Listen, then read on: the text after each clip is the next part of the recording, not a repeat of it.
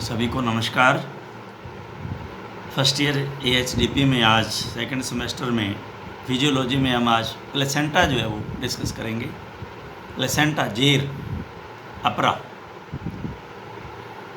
परिभाषा: भ्रूण के आकार में ज्यों ज्यों विकास होता है तो उसकी जीवन रक्षा के लिए व निरंतर वृद्धि के लिए गर्भाशय में निर्मित दूध यूट्राइन मिल्क के अतिरिक्त पोषण की भी आवश्यकता होती है।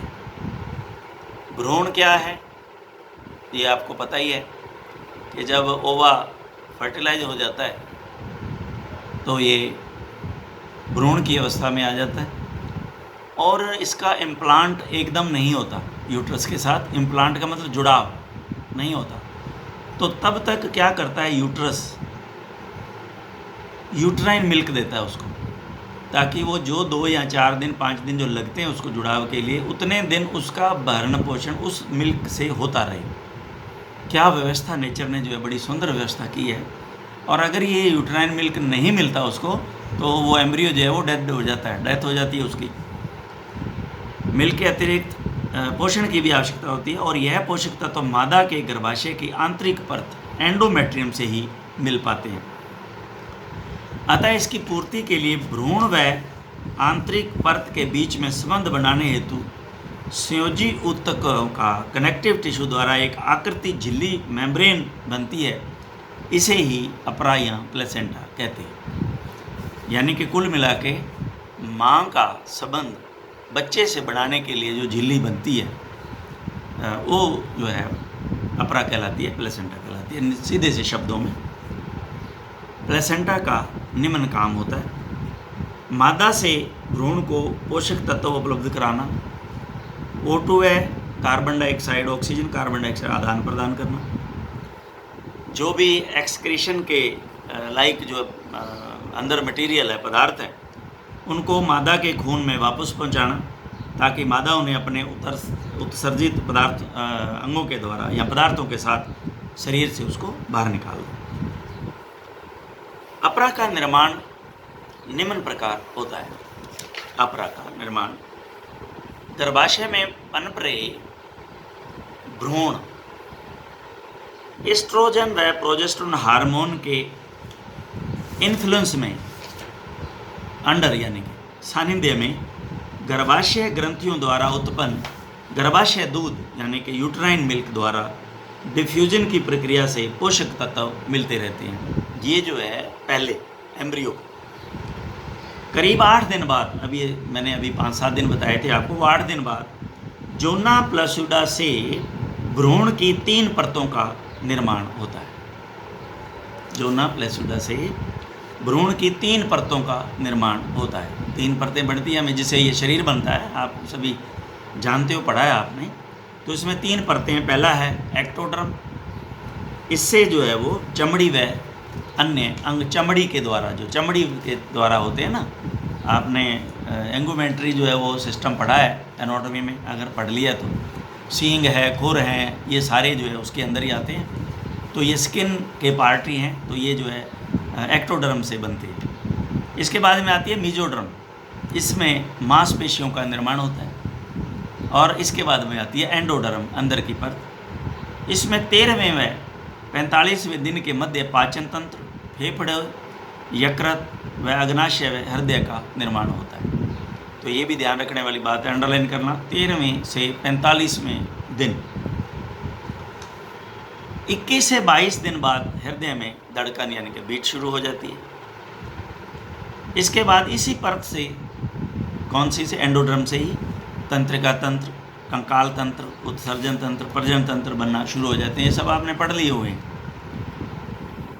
इसके बाद भ्रूण के चारों ओर, अब इसको ध्यान से जो है वो आप समझना, it is very very important. इसके बाद भ्रूण के चारों ओर एक दोहरा थैलानुमा आकृति बनती है जिसे एमनियोन कहते हैं, भ्रूण के चारों तरफ एक दोहरी परत वाला, यूँ है ये दोहरा, तो क्या है, दोहरी परत वाला एक थैला, डबल वाल्ड है ये, परत वाला एक थैला बनता है जिसको एमनियोन कहते हैं।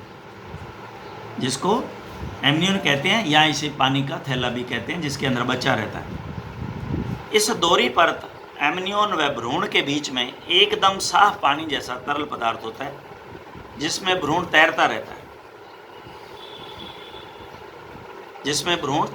है, यही तरल द्रव्य भ्रूण को बाह्य शॉक से बचाता है तथा भ्रूण को अन्य परतों से चिपकने नहीं देता। और जिसके अंदर ये पानी रहता है इसको एमनियोटिक कैविटी कहते हैं। इसमें शायद नहीं दिया, ये एमनियोटिक कैविटी कहलाती है।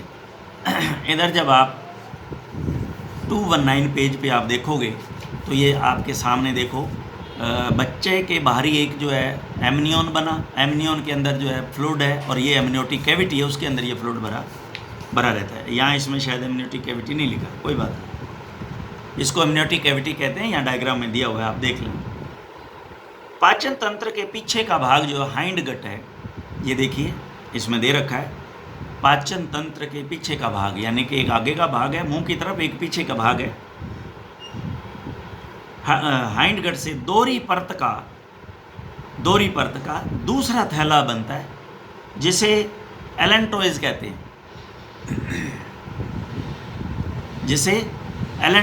हैं। आप इसको देख रहे हो, ये देखिए किस तरह से ये एलेंटोइज बन रहा है। पूरा का पूरा एमनियोटिक कैविटीज पर एमनियन है, और उसके ऊपर जो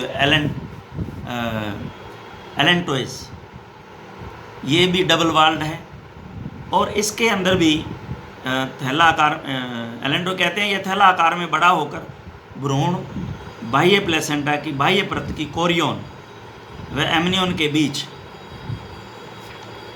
एलेक्ट्रोइक कैविटी।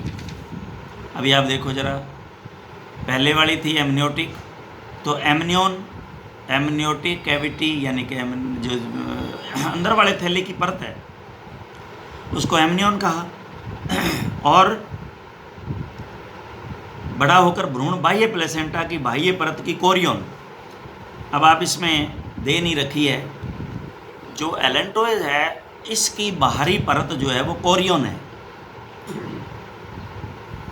इसमें लिख ले। अब मैंने तो लिख रखा है इसमें, ये कोरियन है, और इसके ऊपर जो है वो टच होती है, वो है म्यूकोजा ऑफ यूट्रस। एंडोमेट्रियम की जो म्यूकोजा है वो इसके बिल्कुल टच रहती है, बिल्कुल पास में रहती है। तो ये जो है एलेंटोइक कैविटी बनाती है। ये एलेंटोइक कैविटी दे रखा है, वो पहले वाली एमनियोटिक कैविटी बनाती थी, एलेंटोइक कैविटी बनाती है, जिसमें भ्रूण के उत्सर्जन युक्त पदार्थ इकट्ठे रहते हैं, यानी कि जो भ्रूण के द्वारा एक्सक्रीटेड किए गए जो वेस्ट मटेरियल है वो जो है इसमें इकट्ठा हो जाता है। एकदम बाह्य परत जो एमनियन कैविटी व एलेंटोइक कैविटी को चारों तरफ से घेरे हुए, अभी आपने इसमें देखना बड़ा क्लियर किया है इसने। एमनियोटिक कैविटी अंदर है, एलेंटोइक कैविटी बाहर है। एलेंटोइक कैविटी का जो चारों तरफ से गिरी और बाह्य भाग है जो बाहर, जो इसको मैंने कोरियन कहा था, ये भी सही बता रहे। घेरते हुए गर्भाशय की म्यूकोजा के एकदम सटी होती है, उसे कोरियन कहते हैं। इसको मार्क कर लें, इस डायग्राम में लिख लें, इसने नहीं दिया, डायग्राम में लिख लें, याद रहता है। इसी परत को मादा द्वारा अत्यधिक रक्त मिलता है, और इसी रक्त द्वारा डिफ्यूजन व ऑस्मोसिस की प्रक्रिया से फीटस संचरण के माध्यम से भ्रूण को ऑक्सीजन व कार्बन डाइऑक्साइड का आदान प्रदान, पोषक तत्व व उत्सर्जन प्रक्रिया संपादित की जाती है। तो it is a very very important, ये समझना बड़ा ज़रूरी है। पहला थैला कौन सा है और दूसरा थैला कौन सा है। वाटर बैग दोनों ही हैं, लेकिन पहला थैला जो आता है वो एलेंटोइक होता है।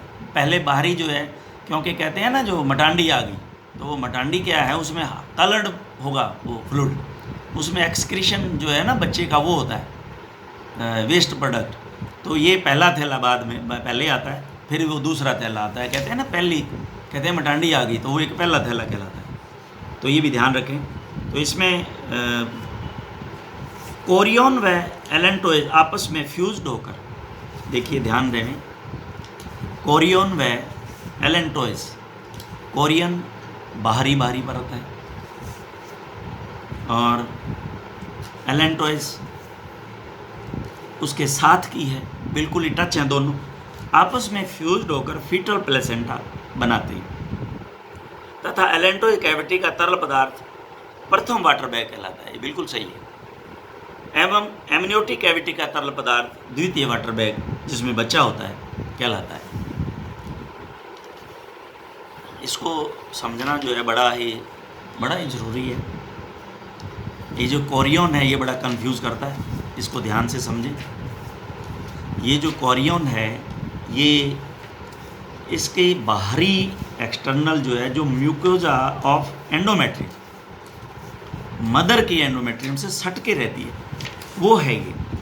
अब ये जब फीटल प्लेसेंटा बाहर आएगा तो ये कोरियन साथ आएगा, ये ध्यान रखना। अभी देख प्लेसेंटा दो प्रकार के होते हैं, पहला है फीटल प्लेसेंटा, तो इसमें क्या क्या बाहर आता है? कोरियन, ये वही परत है जो एंडोमेट्रियम से बिल्कुल सटी हुई है। एलेंटोए बाहरी परत और एमनियोटिक अंदर वाली परत जिसमें बच्चा है। यह प्रसव के बाद गिर या निकल जाती है, इसे ही फीटल प्लेसेंटा कहते हैं, ये बाहर आ जाती है। मैटरनल गर्भाशय की आंतरिक परत का विकास या प्रसव के बाद वापस अपनी नियमित स्थिति में आ जाता है, इसे मैटरनल प्लेसेंटा कहते हैं। इसी से कोरेंकल्स बनते हैं, कोरेंकल्स इसी से बनते हैं, और वो बाद में धीरे धीरे जब ब्लड सप्लाई कम हो जाती है तो वो धीरे धीरे सिकुड़ जाते हैं और बैठ जाते हैं। प्लेसेंटा मादा के रक्त का गर्भ के रक्त से पृथक्करण करने वाली ऊतक परतों की आकृति के आधार पर निम्न प्रकार का होता है। प्लेसेंटा मादा के रक्त का गर्भ के रक्त से यानी कि बच्चे के रक्त से पृथक्करण करने वाली उक्त ऊतक परतों की आकृति के आधार पर निम्न प्रकार के प्लेसेंटा पाए जाते हैं। अब ये हैं प्लेसेंटा अलग अलग, प्लेसेंटा अलग अलग जो है जानवरों में। अभी पहला है एपिथीलियोकोरियल। एपिथीलियोकोरियल, इसे विसरित अफरा या डिफ्यूज प्लेसेंटा भी कहते हैं। डिफ्यूज प्लेसेंटा, अभी हमने डिफ्यूज़ का अभी देखा उदाहरण पीछे कैसे डिफ्यूज़ होते हैं। ये है डिफ्यूज प्लेसेंटा। इस प्रकार के अपरा में 6 परत होती हैं तथा इसकी कोरियन गर्भाशय की एंडोमेट्रियम यानी कि अंतः गर्भाशय कला से पूर्ण रूप से संपर्क में रहती है। वही सेम कोरियन जो है वो गर्भाशय के एंडोमेट्रियम के बिल्कुल संपर्क में रहती है। जब प्रसव के बाद प्लेसेंटा गिरता है, निकलता है, तो मादा के ऊतकों को क्षति नहीं होती क्योंकि आसानी से जो है हटा लिया जाता है, आसानी से हट जाता है।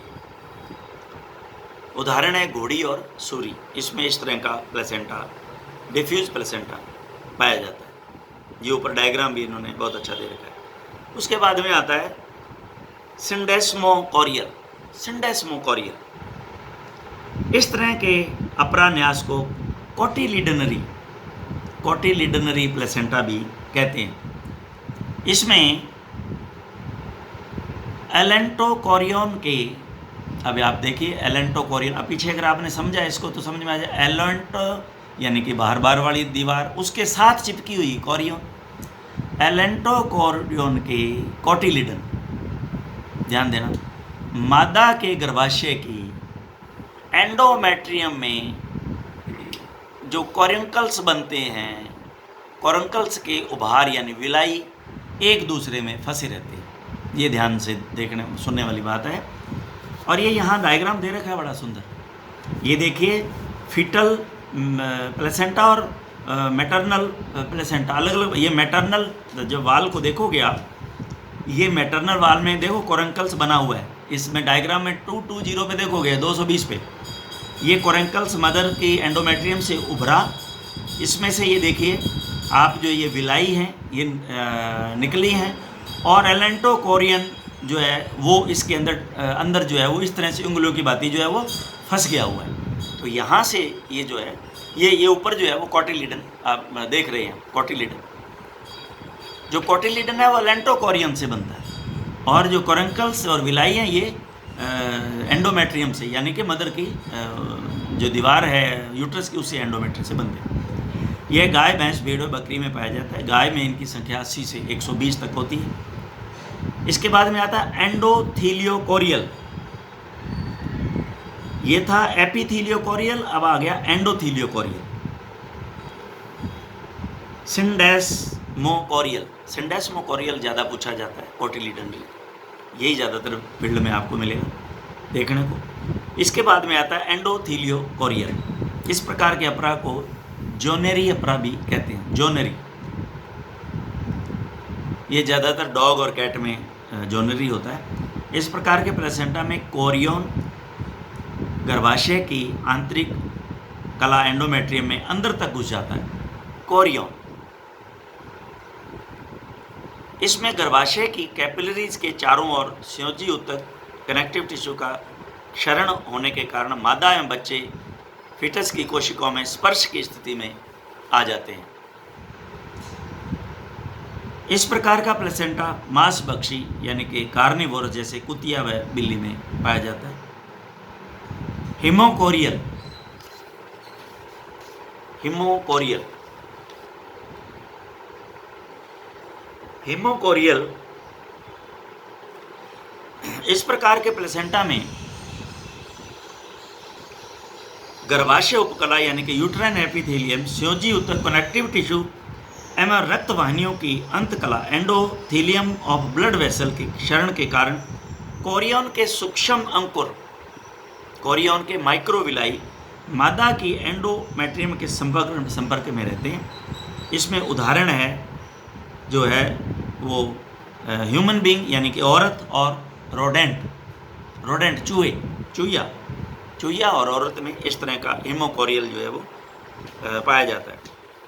गर्भाशय अवस्था की प्राथमिक अवस्था में गर्भाशय व प्लेसेंटा का विकास तेजी से होता है, लेकिन गर्भ का आकार स्थिर रहता है तथा तरल पदार्थों में वृद्धि होती रहती है। इस प्रथम आदि अवस्था में ऊर्जा की आवश्यकता कम होने के कारण पोषक तत्वों की आवश्यकता भी अधिक नहीं होती है, लेकिन द्वितीय आदि अवस्था में गर्भ की वृद्धि होती है, अतः ऊर्जा की आवश्यकता ज़्यादा बढ़ जाती है। गर्भावस्था की अंतिम शेष अवधि में गर्भ का वजन तेजी से बढ़ता है, यहाँ तक कि दुगना हो जाता है, इसलिए गर्भ को पोषण की आवश्यकता बढ़ जाती है। यदि मादा को संतुलित आहार नहीं मिलता तो बच्चा कमज़ोर पैदा होता है। अब है प्लेसेंटा के कार्य, लास्ट वन, क्या काम करता है ये प्लेसेंटा। अपरा की बाह्य परत एलेंटियोज कोरियन द्वारा पोषक तत्वों O2 व CO2 उत्सर्जन पदार्थों आदि का आदान प्रदान, एमनियोटिक फ्लूइड में बच्चा तैरता है, अतः बाह्य आघातों से बच्चे को बचाता है तथा बच्चे को चिपकने नहीं देता। बच्चे में मादा का रक्त संचरण जिसे फीटल सर्कुलेशन कहते हैं, इसी के माध्यम से होता है। यही भ्रूण को बीमारियों से फिल्ट्रेशन के माध्यम से बचाता है। तो ये था, आज हम प्लेसेंटा के बारे में पढ़ रहे थे। अब इसमें से अगर आपको कोई नहीं समझ आया तो आप इसमें पूछ सकते हैं, और जब आप क्लासेस में आओगे तो निशान लगा के लाना, क्योंकि ये थोड़ा सा पोर्शन जो है ना उस पर ब्लैक बोर्ड पे समझाने वाला है, ये कोटिलिडनल कोरेंकल्स। इसलिए अगर कोई चीज़ नहीं समझ में आई है तो आप इसको पूछ लें या उस समय इसको क्लियर कर लेंगे। वैसे इसमें बहुत ही क्लियर दिया हुआ है, कोशिश की है इसको समझाने के लिए, और इसको समझ करके आप इसको पढ़ें। Thank you very much.